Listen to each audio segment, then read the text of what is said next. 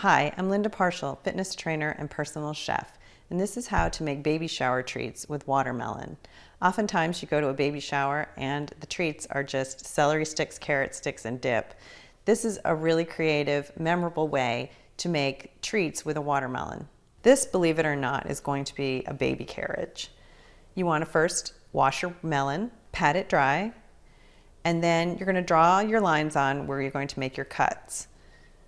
You use a nice sharp knife and cut out the rind and scoop out all the flesh from the center.